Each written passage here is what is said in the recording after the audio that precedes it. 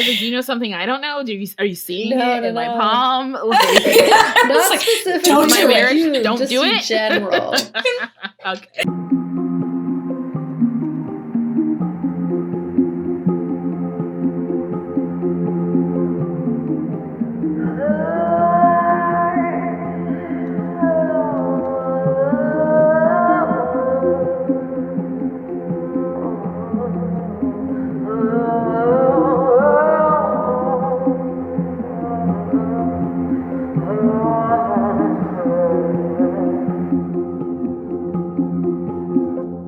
I'm Kat.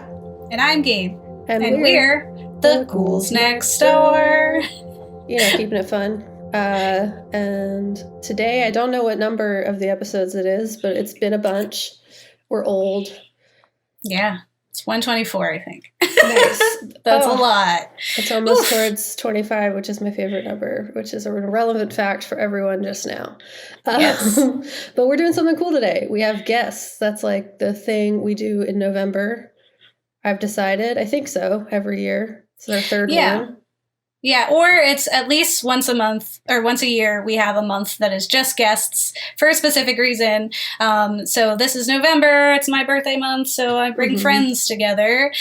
We've had the Black Tribbles on. We had a whole slew of guests for a representation in horror series. And this month we are talking to fellow horror lovers who have shows or programs similar to ours about a love, appreciation, and critique of the horror genre. So we're kicking off this great show with a friend all the way from California, which is why we are being virtual and we're using this cool high-tech stuff that you saw from our host episode. So welcome our guest.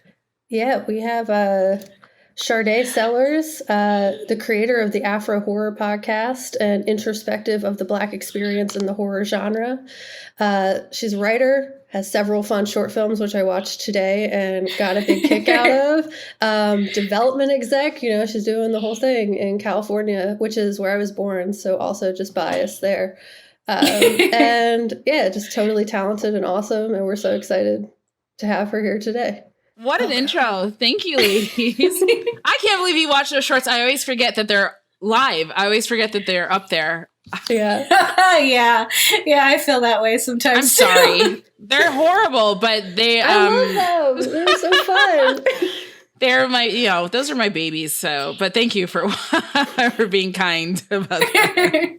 Yeah, it was fun. It's like getting like an intimate glimpse, especially because it's like we don't always remember that we made those or that other people can see them, and then they do, and it's like that's me. It's like I'm like, yeah, I did make saw. that movie. That's right. The one I think is up is still Plum. I think Plum is up. And I didn't see Plum. Oh, we didn't see Plum. Oh, which one did you? Oh, wait. It's I know it's the comedy one. The comedy ones, yeah.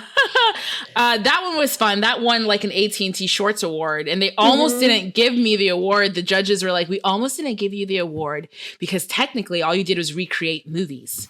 You didn't actually like write an original piece." I was like, "Oh, come on!" Yeah. Like it was clever. Oh, I love that movie. I can't remember what it's called right now. I'm forgetting now also just because of anxiety, but it was great. I actually expected it to be like, because we do horror shorts like with the Ghouls. Yeah. So I was expecting it to be like horror related because of like, that was the whole like spiel that I was like had in my mind, and then they were funny and I was like, oh my God, this is so great. It was unexpected. Yeah, my friend Jeff Howard, who's also like my pseudo mentor, he always says like comedy and horror are the same side of the coin. You know, they're twins separated at birth. They both rely on like setup and release.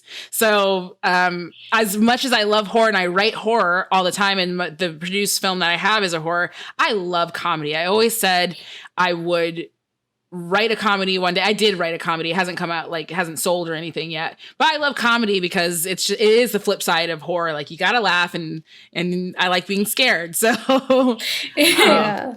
I didn't even realize none of my horror shorts are on my website. You're right. They're all comedy shorts right now, which is so funny because I don't write comedy. It's great. Yeah. But it goes Monsters Inc. It's like laughs and screams are the same thing. They get the same positive reaction. Yeah, I love a good comedy horror. Like, if you haven't watched it yet, Scare Me premiered on Shudder. And I got to interview the writer-director, and I'm like, this is the perfect blend of just funny and scary. I love it. Yeah, we're doing, we're going to cover Scare Me on our next episode, the one right after yours.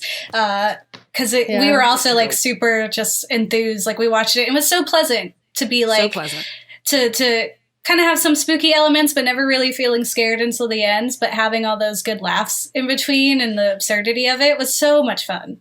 Yeah, the director and the writer and the actor of it, I interviewed him. I was like, you did all three. That's so crazy. And he was just like, yeah, I wanted to feel like an extended campfire story. And I was like, it did. It really felt like that. Like I felt like I was hanging out with friends watching, like telling campfire stories. Like they were telling me campfire stories. So love that movie. Yeah, it's definitely unique. I think it's been a while since we've seen like something like that.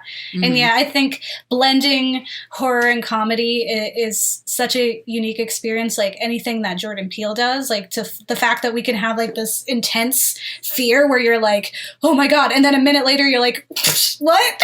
No, and that's so good you bring that up because everyone when Get Out came out was like, Jordan Peele's doing horror. I was like, no, he was going to do it great because he knows comedy. He knows about setup and he knows about release, tension and release. So he's, of course, is going to make a great horror director and writer. Like it's in his DNA. So I'm really glad he went that direction too, because like I said, they're both the same side of the coin. They are. You just have served different purposes, you know, at the end, but they are. Yeah, I think that's awesome. Why don't we start by having you tell us a little bit about Afro Horror Pod and kind of like how that came to be and kind of the more in-depth elevator pitch for our listeners. Yeah, so 2 years ago, at the time, I was working with Leah Daniels Butler at her company, 1195, and we got invited to go see the horror noir documentary that Shudder, it's on Shudder now, and it was at the Egyptian Theater here in LA. And I got to profess my love for Rachel True while I was there. And I was like, this is wonderful. And then I became friends with Ashley Blackwell, who, if you don't know, she's like everything horror. She is also the producer and writer of Horror Noir. And we became email buddies and we were going back and forth. And at the time, I just started getting into podcasts, like listening to podcasts. I was mostly listening to Horror Queers. Is that? Yeah, Trace and Joe, Horror Queers. And they were so funny. And their perspective of that community, the gay community through horror. I was like, that's wonderful. Then I started listening to more and more horror podcasts and learned two things. One, it's a lot of men on horror podcasts, a lot of white dudes on horror podcasts. Yep. I did find a few ladies. I can't remember their names right now. I'm so sorry, but I did find some ladies I love and I enjoy. But I stumbled upon one podcast and they were talking about Halloween Resurrection. Okay, notoriously a terrible film. We all know that. Like, I'm not going to stick up for Halloween Resurrection. But it's also the blackest film in the Halloween franchise. Like, it's got Busta Rhymes. It's got Tyra Banks. I want to say it's Sean Jackson. No, I can't remember his name. I feel terrible. But there's another. And they ripped it apart seam by seam, and it was just the way they ripped it apart, though. They seemingly blamed it on like these hip-hop stars and Tyra Banks for being in the movie, and I got really, really mad because I was like, yeah, the movie sucks, I get that, but at the time, when you look at when Halloween Resurrection came out, everyone was including hip-hop stars in their movies, especially in horror. We had Usher in The Faculty. Rod Digga was in the remake of 13 Ghosts. Like, everyone was injecting hip-hop stars because at the time, we had our 90s hip-hop music videos. It was a very in thing, and they were bringing in the fan base. It's like what they do now with influencers, where they try to put influencers in it. But at the time, we actually had talented musicians infiltrating and the horror genre notoriously is so exclusive for Black people, period, that I really took offense to this podcast of a group of white dudes sitting around ripping Halloween Resurrection because of its Black people in it, that it really made me mad. So I emailed Ashley and I was like, would you ever consider doing Horror Noir as a podcast? And she very graciously responded back like, I'm so busy. At the time, she just got a teaching job. I think she's still there at a university. Her course is about Black horror. And she was like, I really can't do it, but I really think you should do it, which I will always give her credit for like giving me like the word. I didn't know anything about podcasting. So I watched YouTube videos and obviously I reached out to Joe and Trace and asked them a bunch of questions and they were so receptive. They immediately were like, why don't you come on the show? First of all. when you do set up your podcast, and then come on the show and promote it, and we'll help you. And they told me about Libsyn. They told me about podcast services and mics and things that I should get. So just off of the power of that and the motivation of like, there's not a podcast right now that just talks about Black horror. There are wonderful people out there who have shows, but they talk about horror just generally, not just specifically about Black people. So that's how Afro Horror became about. And actually our first episode was about Halloween Resurrection because I was like, we can make fun of our own. I will not tolerate slander from anyone else about Halloween Resurrection. So that's the full story. And now it's a blog on Final Draft. I'm considering turning it into an anthology series to screenwrite it. So it's kind of this thing now, and I'm super proud of it. But it was the sheer motivation of like, nah, you're not going to talk about us like that. Yeah. Yeah, which is so necessary, right? Like, we totally agree with the kind of environment that is horror, like the horror fandom specifically.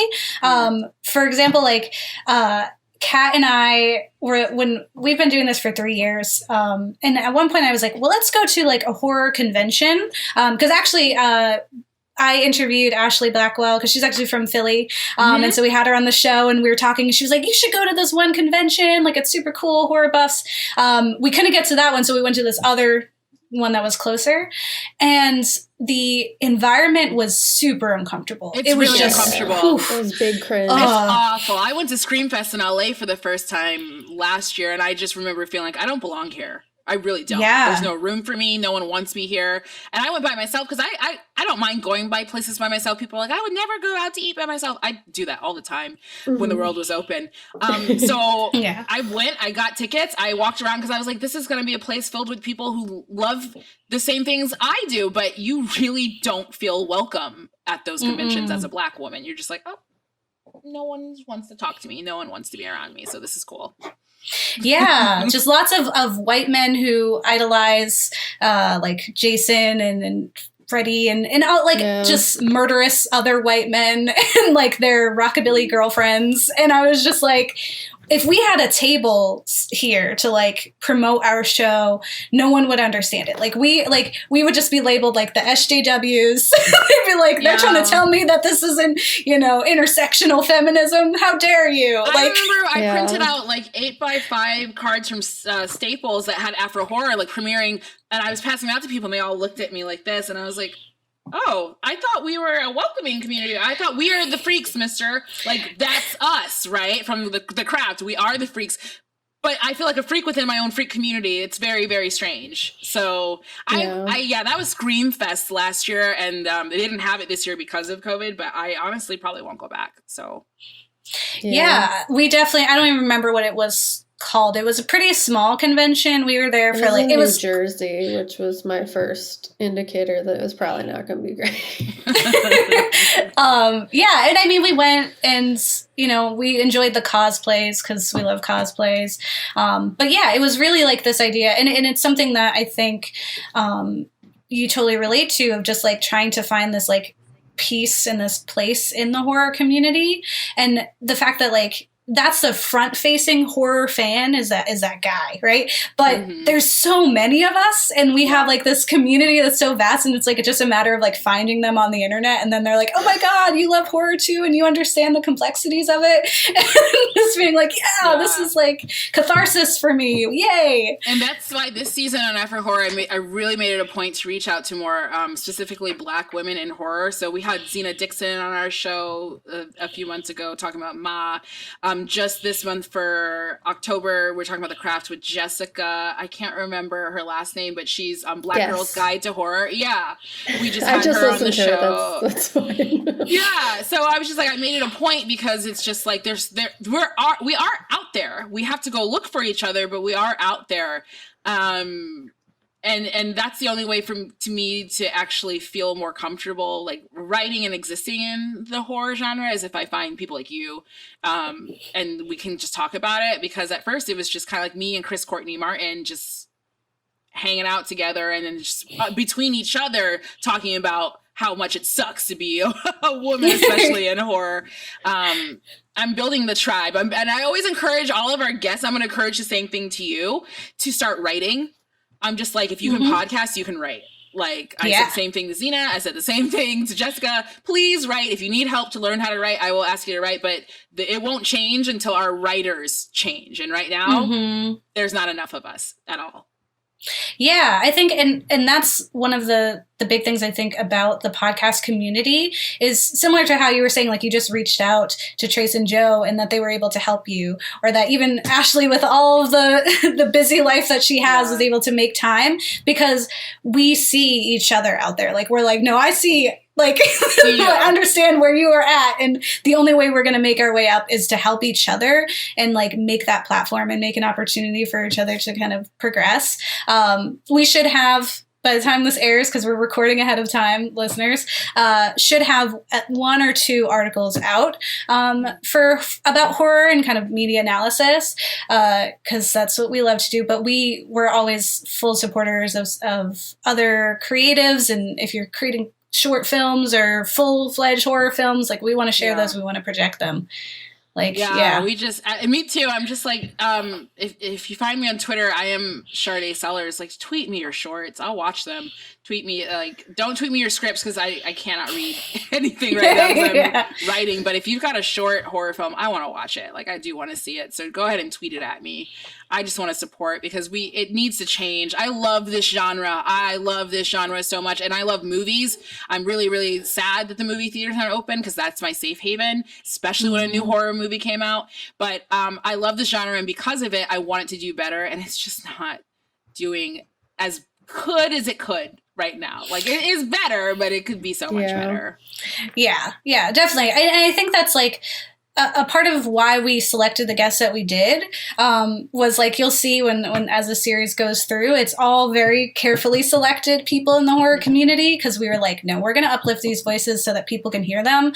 And because we want to spend time with them, because we're like, you're also out here, you understand the complexities of it. Hi, kitten. There's Cat. Cat's cat, kitten. She's never aged. But yeah, it's like that scene from 10 Things I Know I Hate About You, Cat. Do you guys remember that? Yeah. Old. Oh my gosh. Yes. No. No, I love that's that a great movie. one. It's super cute. Yeah, I think. That's why. We're super excited to have you. We love Afro Horror Pod. Like I was saying, like listening to it. Some great episodes. I even listened to the short one about I Still Know What You Did Last Summer. It's so short. Yeah. But I was like, this is great because like it caught me because I always think of Brandy. Like I'm always just like, people aren't given enough respect for Brandy in this film. We're like, well, there's not much to say about this one. They live. Great. Moving on. I mean, because honestly, that one was Chris and I, when we were like, do we talk about I Still Know What You Did Last Summer or not? Because it's not a lot, right? Like, it's Brandy as the stock best friend, yes, and then Mekhi Phifer as the really weird, horny best boyfriend.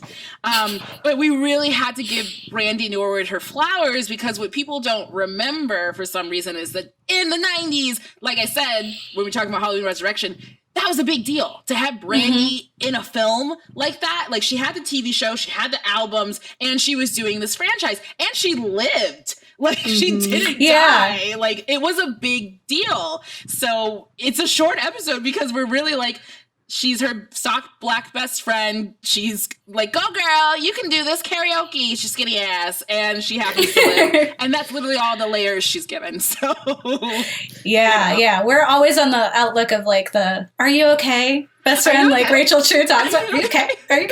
And we're just like, always we're like, oh, there we go. Best friend is here. Yeah. But it was like, we just wanted to make sure like people understood the awesomeness that was Brandy at the time in the late 90s, early 2000s, with these albums, these hit singles after hit single after hit singles, hit TV show, and then a movie standing next to Jennifer Love Hewitt. Like, we had to do it, but it was the shortest because there's nothing to talk about, honestly. Yeah, but I think it's like, I love that that's the approach that you took, because there's so many ways that like people can kind of go at it. And it was exciting to just like, let's step out and like just be in this time and think about like what this meant for people. Yeah, like what this meant for like young girls. I was like, yeah, and I was like 10 or 11 and I actually had to see it. I didn't see it in theaters, right? Because I was young, so I was like, my mom's not taking me to see that. But when I actually saw it, I just remember thinking, oh my God, Brandy's hair looks like mine. Like, it was a big deal. She's wearing box braids. Are you kidding? And it was, and now you think as an adult, and you're like, thank God she's wearing box braids, because she was going to the Bahamas. What if they like would have put her in like a weave or like, no, that's vacation hair, and that is down to the authenticity of authenticity. Oh my God, the word. Whatever the word is, that goes down to like a Black experience. We as Black women tend to wear our hair in braids on vacation mode, so we don't have to deal with sweating out our weaves or sweating out our natural hair. And it goes like, it's a whole thing when you look at it as an adult, but as a kid, it was just like, this is the pop star that I love, and she's wearing hair that I wear, so I don't feel insecure when I grew up in a very white town in Michigan, so wearing braids wasn't like at that point a big deal. Like, braids are in now, everyone's wearing braids, Kardashians, everyone. But at that point, no, when I was 10, no, everyone was not wearing braids. So yeah, it was just nice to see someone that looked like you on screen.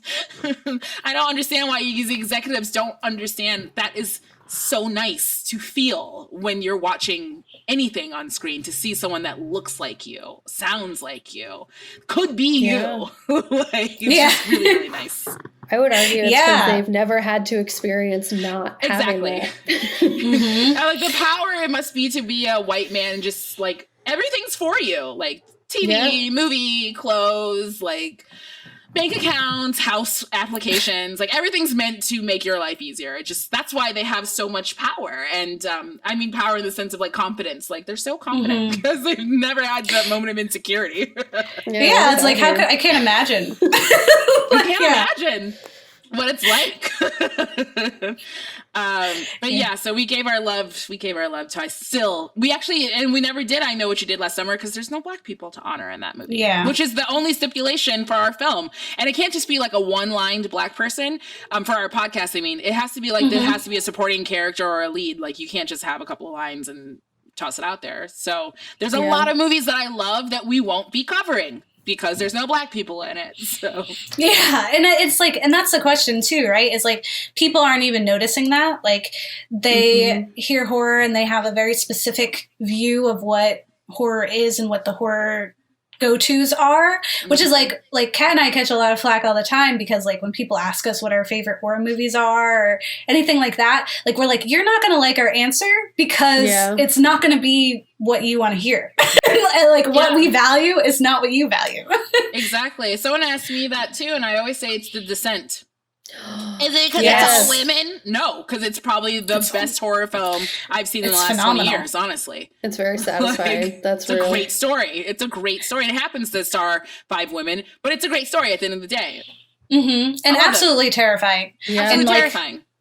Claustrophobia, and then also monsters, and it's like, and also like the breakdown of a friendship and betrayal. I'm like, this is everything I want in a horror film. So and one of the best final girls ever, like the best arc of a final girl on screen. She was taking names. She was taking names. Kicking ass. So yeah, everyone doesn't like the answer. And then we and Chris Courtney Martin were talking about this, because Chris came back to guest on the Eve's Bayou episode, and she's working on pitching her horror charcuterie, which I can't tell you about it, but it's a really freaking awesome script, and I don't understand why it's not sold yet. But she was like, when I mention Eve's Bayou in rooms of people who are supposed to be horror fans, and they tell me that they've never seen it, like, that's where the disconnect happens. Like, you've never seen Eve's Bayou, but you expect me to like kiss your ass because Jason, Jason and Freddie in them. I'm like, no, we're not doing that. So yeah. 2 separate sides to this what do you call it, fandom. Like, there's very 2 separate sides to the fandom. It's like women and people of color over here, and then just everyone else, because they didn't grow up having to watch like Tales from the Hood and all the things that I grew up watching. So and like understanding like separate conventions. We should just get like a whole subsect of the horror genre and just Afro like make Horror their convention. Yes. Because what is there, like, there's Blurred Con, right? Like, why not have like a blurred horror, or like just like a convention of horror about BIPOC and women being like, these are the values. This is what's cool. Conventions are hard. I remember that one girl got in trouble because she took all that money and then like never had the convention. Yeah. So I think that was like what, Tumblr or whatever. Yeah, Tumblr convention. Yeah, but I mean, I would love to see that. Fire Festival, yeah. Fire Festival, yeah. Yeah, we have our good friends over at the Michaud Mission. Have you heard of that podcast? No, I haven't. So the Michaud Mission is Len Webb and Vince Williams, who are, I think their tagline is 2 Black men, 1 podcast, every Black film ever made. Oh, and cool. so it's them like kind of diving into Black film of all kinds, kind of stemming off of Oscar Michaud and all the work that he did. And a big question that comes up often with him, and what I think is kind of adds to what you were saying, is like what constitutes a Black film. And so part of them they'll cover a film that has like more than one Black person in it or has like lines, but then there's always also that question of like who's behind the scenes, right? Like who's holding that camera? Because it's like you can have Candyman, which is like an incredibly Black film, but then it's Barker. Not. Yeah, right. So it's like, and then it's like white crew. And that's exactly the reason why Afro Horror isn't specifically just about Black horror, because that's a whole different topic. Like that would include Get Out, Candyman, things like that. It's more so about giving flowers to Black actors who had to suffer through some of these films that are white horror, right? But they're there and they're trying to make their identity as a Black person in that film. So we put the caveats that way, because had it just been strictly Black horror films, we would have ran out of shows 2 seasons ago. It's unfortunate. Yeah. When you start making like, more things to check off, it's just like, this is what I found. Shows, honestly. So that's why there's more that need to be made. That's exactly why there's more that needs to be made. I mean, our Ma episode was really interesting because, right, it's like starring a Black woman about a Black woman's life, but it's not Black horror by any means. Ma was disappointed. And you guys, for all those watching, please go listen to our Ma episode. Zena and I probably had way too much fun on that episode. We love Octavia Spencer. We always give our flowers to the actor, so it's never a rip on Octavia because we know how movies work, but we definitely rip Blumhouse. We really not love Jason Blumhouse, and honestly kind of diss him whenever we get the chance. It was actually, so we covered Ma on a part of our representation in horror series. So we invited like a person from that community to talk about horror and how it influenced them and like how they saw themselves on screen. And so our guest, Ariel Taylor, who's like an instructor and isn't a big horror fan, like she watched that with us, and we are also just like, who did your hair? Who allowed this? Like, a Black woman was not on set. That mushroom bowl cut. We went in, and Jason and I and Blumhouse and I have this love-hate relationship. Obviously, it's every horror person's dream to like have that Blumhouse tag because it's like solidifies that, oh, cool, I made it. But if I'm going to be frank, and I can, because like, what is he gonna do? Not hire me? He's not hiring me right now anyway. He's got a bad rap when it comes to hiring women for features. Like his TV show, like Into the Dark, great. There's tons of female writers on that show, and female directors, I mean too. When it comes to hiring women for features for Blumhouse, he's not great. The whole company is not great at it. Although, they got Karen Kuzma coming up, but that's Karen Kuzma. She's not even, she's in a category of her own. Like, I don't even count her. We've already seen what she could do. And I mean, his notorious response of like, I would love to hire more women, but they don't want to do horror. It's like, you need to check your inbox. What are you saying? They don't have the experience, because at Blumhouse, if you guys don't know, the rule is to direct at Blumhouse, you have to have directed something prior, feature, right? And that's just such BS, because all of the women directors I know who actually have directed features who would actually love to work for Blumhouse, I don't think they've ever been asked. So I don't understand what these gatekeeping blocks are being put in front. But that's why, to me, Blumhouse has a lot of work to do just with Get Out was a big catch for them. Huge. But not because they they did it because Jordan did it. So Yeah. it's like, oh, annoying. Yes. Yeah. Yeah. Oh my God. They'll never hire me now that I've ripped them to pieces. Yeah, I think we've definitely put out like It's like if you ever listen to anything monetized on YouTube, so it's fine. We made our choice to just say stuff and be honest, and if we don't get the job because of it, well, I don't want that job. I would say it to his face when I met him. I would say, Jason, love everything your company is doing, but you purposely are obtuse on diversity, and I don't understand why. Yeah. Sorry.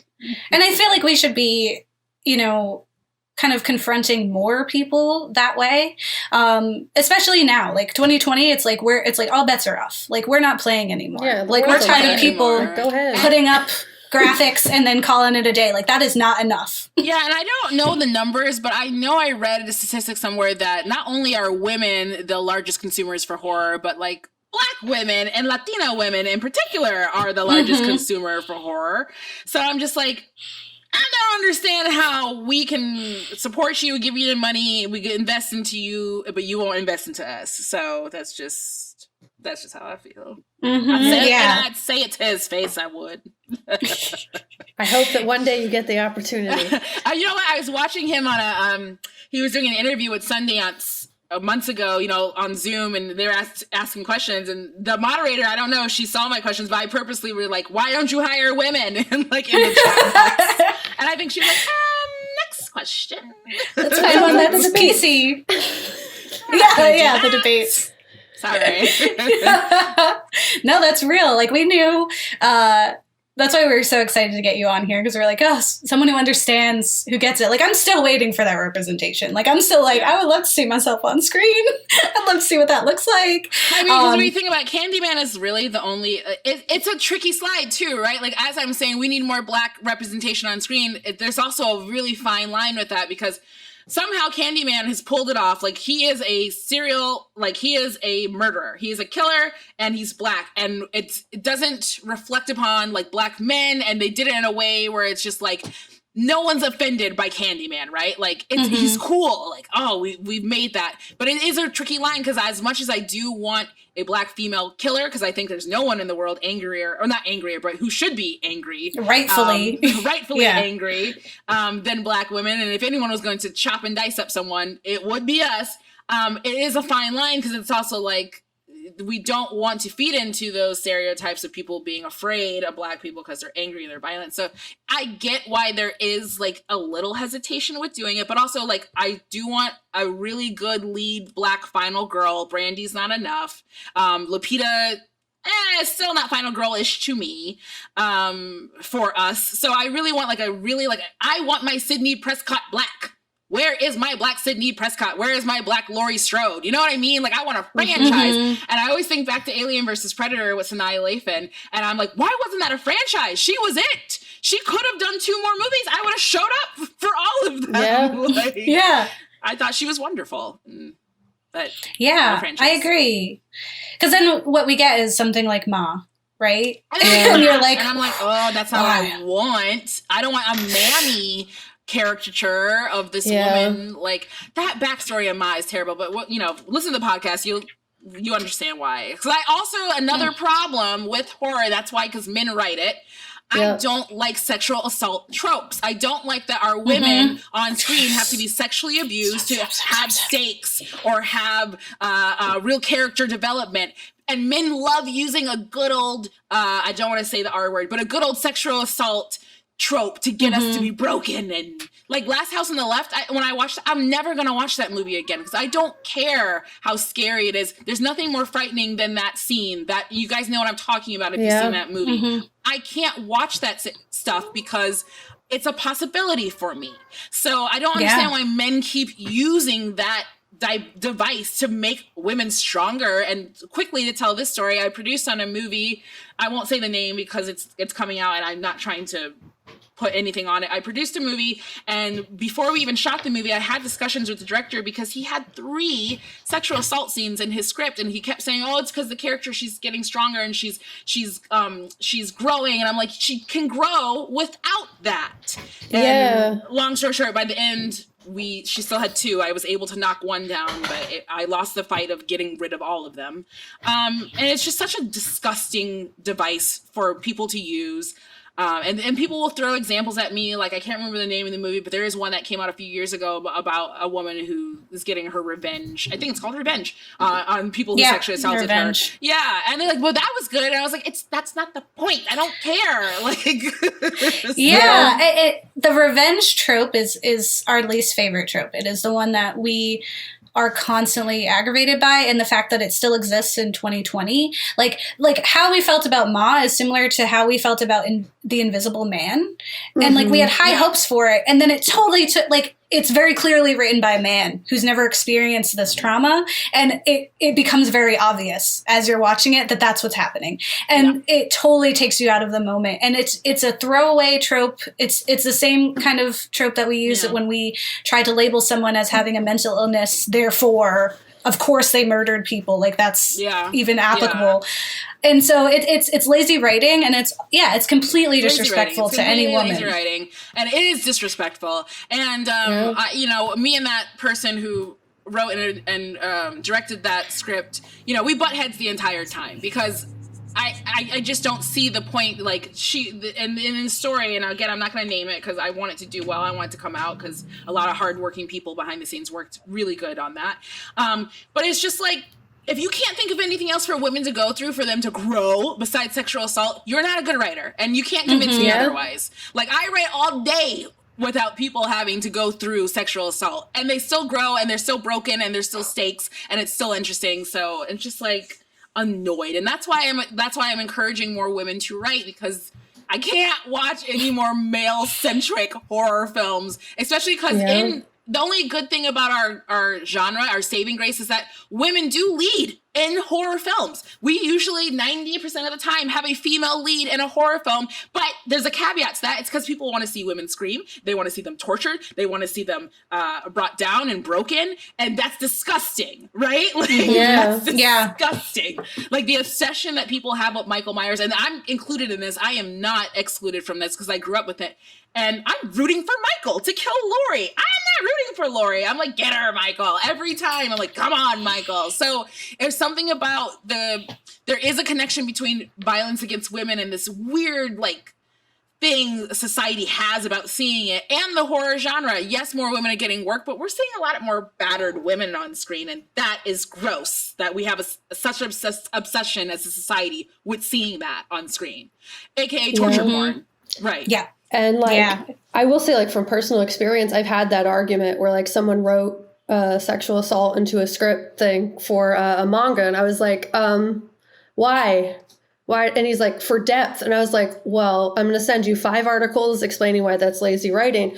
But what's wild is that that the convincing of the fact that that's not a device for them has to be argued so heavy, and that still it isn't enough. It's just like, why do they think it's for them? It's like the same thing. And I'm a fair person. It's not like I'm just, only women. Because when I watch a Lovecraft Country's episode, 2 or 3 weeks ago, where I can't remember the name, but she's like shedding. If you ever seen Lovecraft Country, there is an episode where she is able to like turn into a white woman and then shed skin. And at the end of that episode, there is a sexual assault to her manager, and even though he's a terrible person, I at the end of the episode was like, they didn't need that. They didn't need that. It was rough. It was unnecessary. There's no point to have that. And I actually haven't caught up on the show since because that really turned me off. So I'm across the board fair about it. It's not just only to women. When it happens to men too, even like in shows like 13 Reasons Why, I'm like, did you need this? Did you need this, or is this like torture porn? Are you getting like, the answer is no. It's never really necessary to depict this. Like, it's just not. There are other ways. There's subtle ways you could do it if it's so important, but no one's ever made a case to me that sexual assault was so important outside of like a biopic. Like, no one's ever made a case to me like this character needed to go through this sexual assault. So I'm against it in all forms. Like, it is lazy writing. It's there for a shock value. And I'm like, if you need that, then you don't know how to write. I'm sorry. You just don't. Yeah. People are more complex than that. And I agree. We're big fans of Lovecraft Country.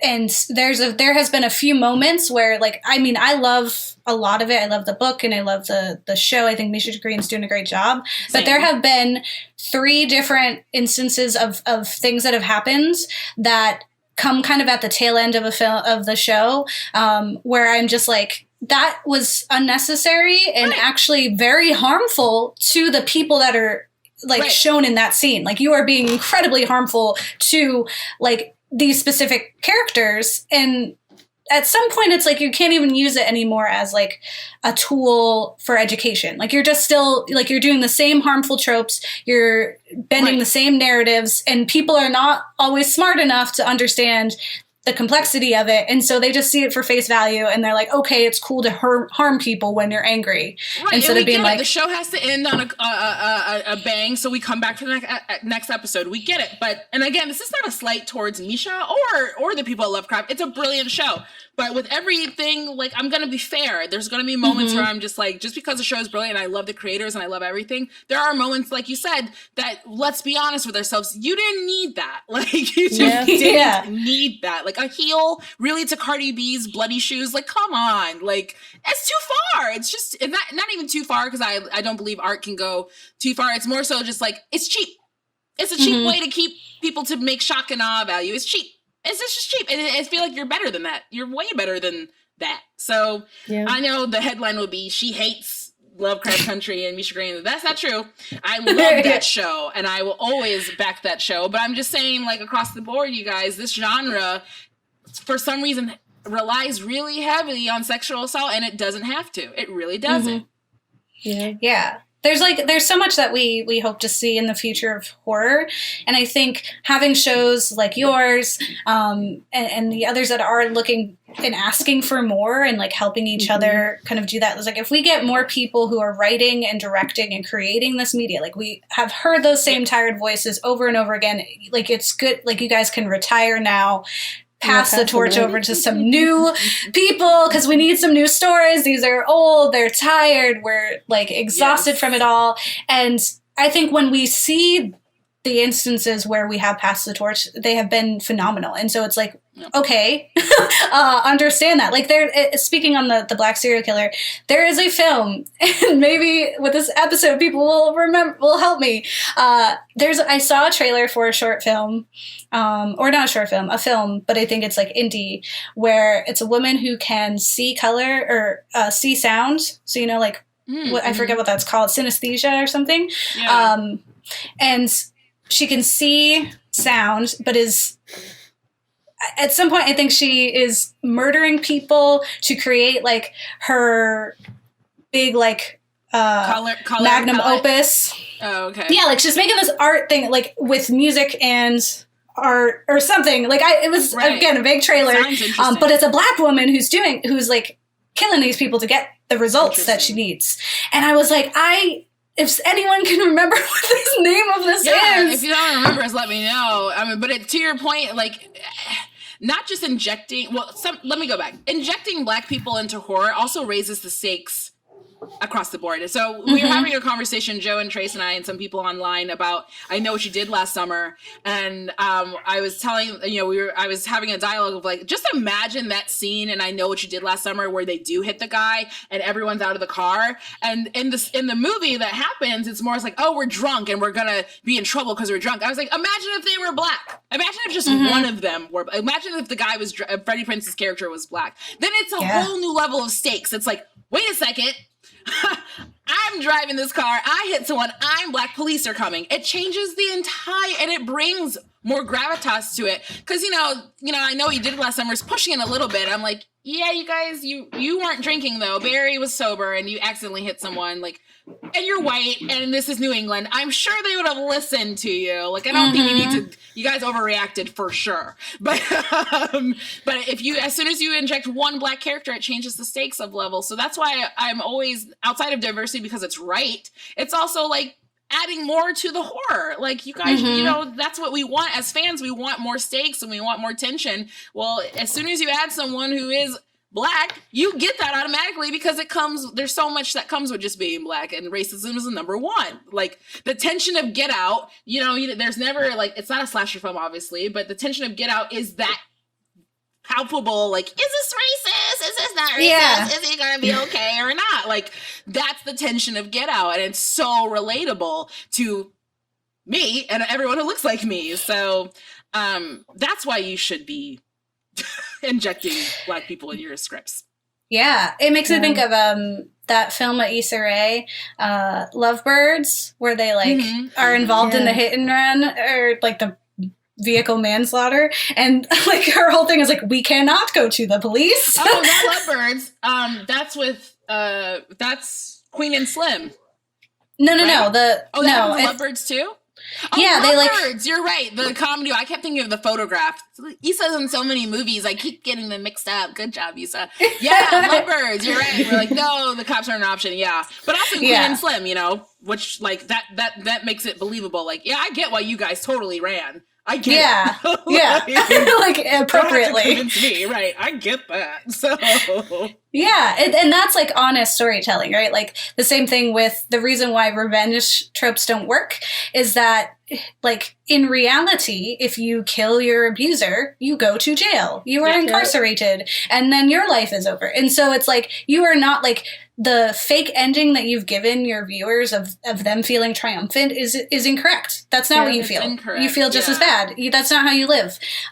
Which is why our favorite horror movie, or one of them, is It Follows, because it's not about revenge. It's about like, something awful happened to me and now I gotta live with it.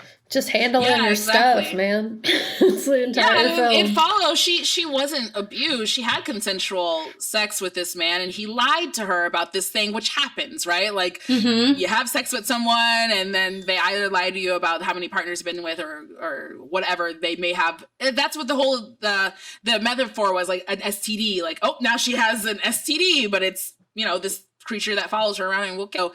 That's why that film is brilliant, and it is a really good. I love that film. It should have been a second one. It's still following. Yeah, I think it's great. yeah, still it's continues to follow. Stop following. Please continue to follow. Trauma. Yeah, right. Yeah, more trauma. Just keeps on going. So before we kind of wrap up, we did want to talk a bit about Scream 2, the film. And so, Kat, why don't you tell our listeners what Scream 2 is about? You got it. Scream 2. 2 years after the first series of murders, as Sydney acclimates to college life, someone donning the Ghostface costume begins a new string of killings, directed by Wes Craven. And yeah, I listened to your episode about it, and it was awesome. And I was like, wow, cool. Nice. Same thought. I was like worried at first, because I was like, wow, Scream 2 is not nice to Black people. Like, why is this what we're talking about? Yeah, and I was like, oh, gosh. Because Kevin Williams is the king of meta, and I actually think it's very gracious to Black people, because it's very honest about where we stand in horror, and he doesn't shy away from that. And he basically is just like, and this is in 1997, 8, 99, and he's just like, you guys, I'm making fun of all of you who are writing Black people this way. I hope you know I'm making fun of you. You're not in on the joke. I'm making fun of you. And the monologue from oh my gosh, why can't I remember? Jada Pinkett. Yeah, thank you. Smith. Jada is the opening of our Afro Horror podcast, is where she's like, Black people are historically not involved in horror, and she goes through this whole diatribe and everything. And that film is important to me because, and I always get in trouble for saying this, it's probably the best sequel to ever exist. Sorry, Godfather 2. And again, originally, Scream 2 was going to have Elise Neal be the serial killer, be one of them.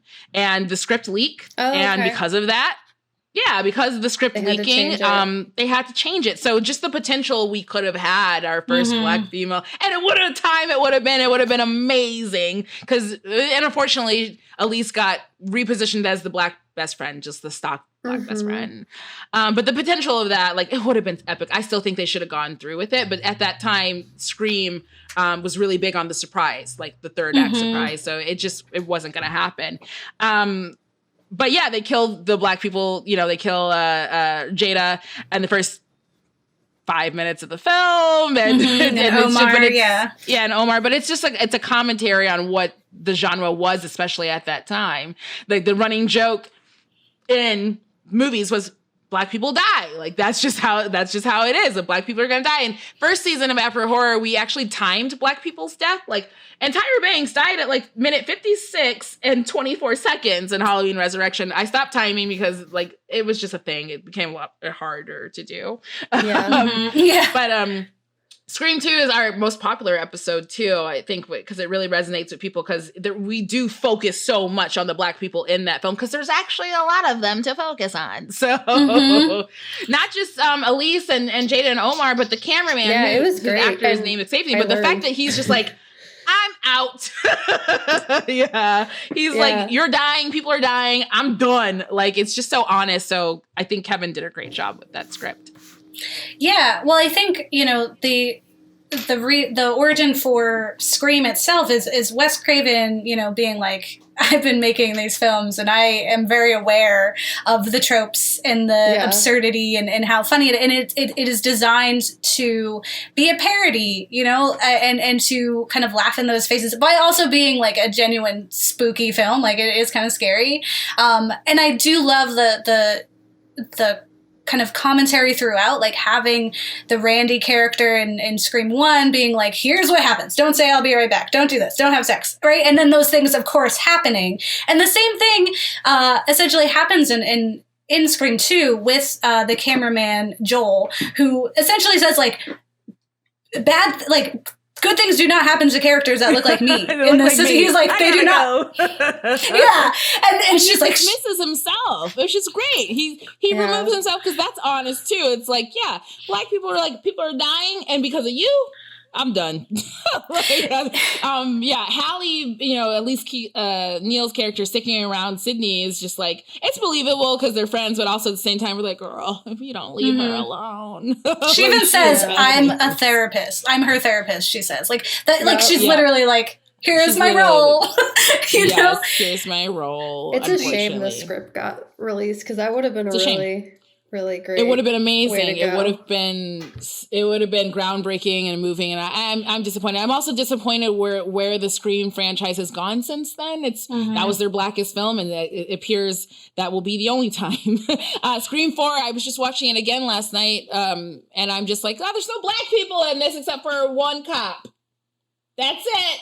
And we're back. This is where we made full circle. Wes never would have allowed this. So with Scream 5 coming out, I've been also very vocal with them. Again, I would say this to their face. Been very vocal with them on Twitter of like, where's your Black people? Well, it's an important question to ask, and I think more people should be asking it. I think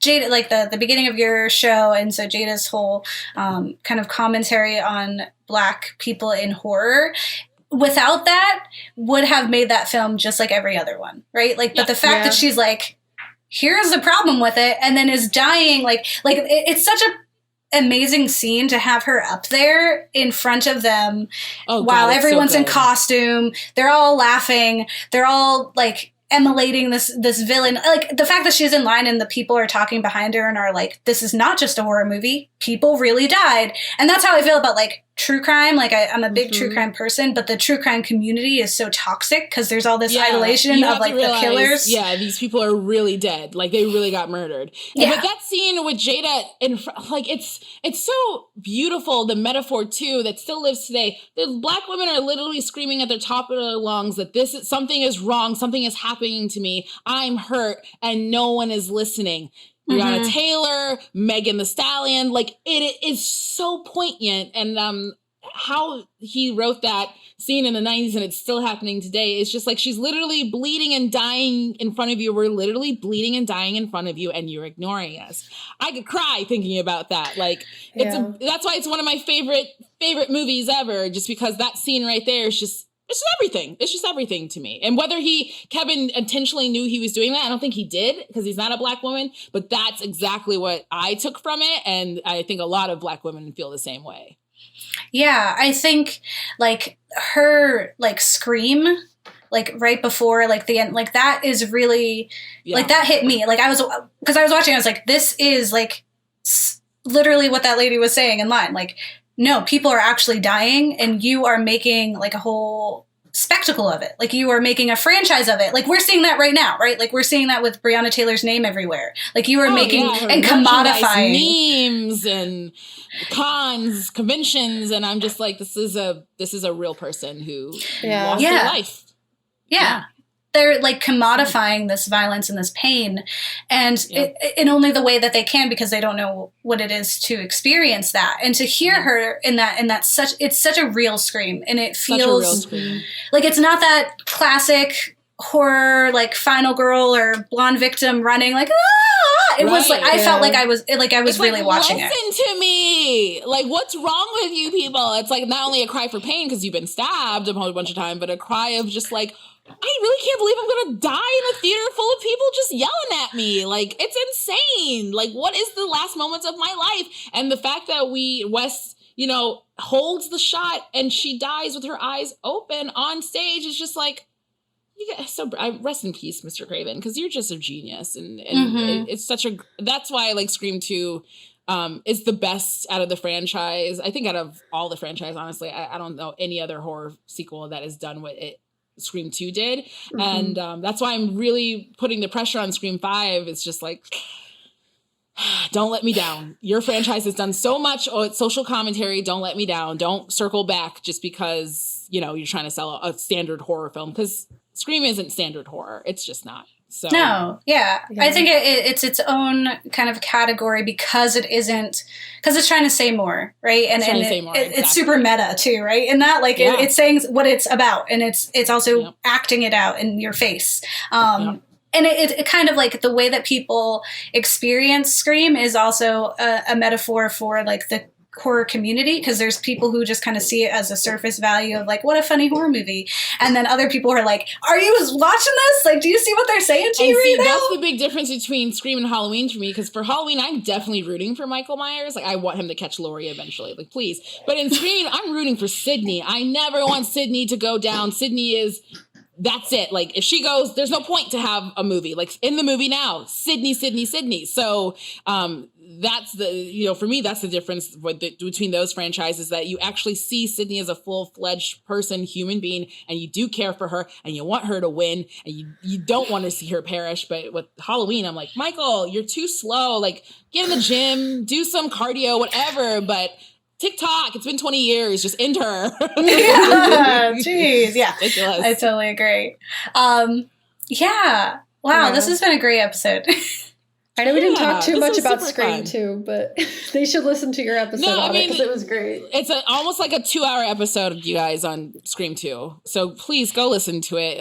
Chris, Courtney, and I really have fun talking with that one. We talk about the D'Angelo song, and that movie's so black. There's a D'Angelo song that opens up the film. Oh, yeah.